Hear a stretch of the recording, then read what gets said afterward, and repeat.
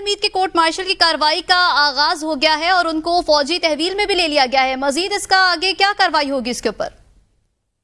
देखिए, ये top city का कोई केस है जिसके सिलसिले में उन पे ये तहवील में लिया गया है। और जब फौज अपने इमेज के बारे में बड़ी सेंसिटिव होती है, और ये टॉप सिटी के बारे में बहुत सी ऐसी खबरें गर्दिश में थी कि उन पे इल्ज़ाम है और उस इल्ज़ाम से वो अपने आप को फ्री करें या फेस करें लॉ।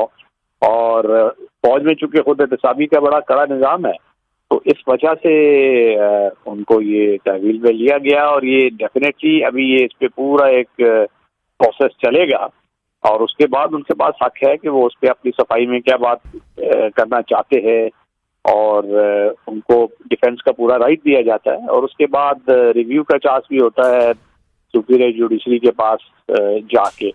तो ये तो एक फौज का जो इंटरनल कड़ा खुद एहतसाबी का निज़ाम है उसके एक मजहर है।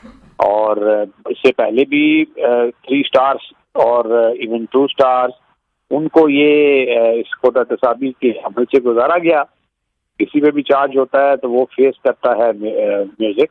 और फौज में और सिविलियन अदालतों में यही तो फर्क है। अब अगर आप मुआवजा करें तो जो 9 मई में जो कुछ हुआ इस मुल्क में, और उसके बाद अभी तक सिविलियन अदालतें उनको सजा देने से कासिर है, तो मुआशरे में दूसरे लोग इससे फिर वो इंकरेजमेंट लेते हैं, मुआशरे में मजीद बिगाड़ पैदा होता है।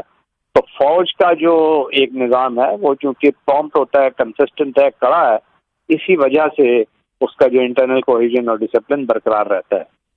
अच्छा राशिद साहब, जिस तरह से मतलब ये निजी हाउसिंग सोसाइटी का मामला है, जो टॉप सिटी केस है, इसके अंदर मालिक की दरख्वास्त पर इंक्वायरी पे कमेटी भी बनवाई गई और दूसरा जो है वो तहकीकात भी की गई, लेकिन इसके साथ साथ सिर्फ फैज हमीद के खिलाफ क्या कार्रवाई होती रही और सारी तहकीकात होती रही? जो दूसरे लोग उसके अंदर मुलविस थे, क्या उनके खिलाफ कोई कार्रवाई हुई और आगे भी होगी? देखिए, उस पर मुझे फैक्ट्स उनके जो दीगर लोग हैं उनके मुतालिक नहीं पता है, मगर डेफिनेटली जब ये वकील जनरल कोर्ट मार्शल का मामला जाता है तो पहले इंक्वायरी होती है और उस इंक्वायरी के कुछ आउटकम होता है। उस आउटकम की बेस पे वो डिसाइड किया जाता है कि इस केस को हम किस कोर्ट में ट्राई करेंगे। तो ऑब्वियसली वो सारा प्रोसेस फॉलो किया गया होगा, क्योंकि उसके बगैर फौज में ऐसा कोई काम नी जर्क रिएक्शन के तौर पे नहीं होता। सही। तो राशिद साहब, क्या देख रहे हैं कि जिस तरह से आज ये खबर सामने आई कि फैज हमीद को जो है उनके खिलाफ जो है वो कोर्ट मार्शल का आगाज हुआ और अब उनको मिलिट्री जो है वो तहवील में भी ले लिया गया है, तो इस चीज से आप क्या देख रहे हैं? दूसरी चीजों पर क्या इम्पैक्ट पड़ेगा? 9 मई के भी काफी इस तरह के जो हमारे पास पेंडिंग केसेस हैं, क्या उनको भी आप देख रहे हैं वहां पर भी चीजें साबित होना शुरू हो जाएंगी? देखिए, 9 मई तो अगर फौज के पास होते तो अभी तक तो वो डिसाइड हो चुके होते।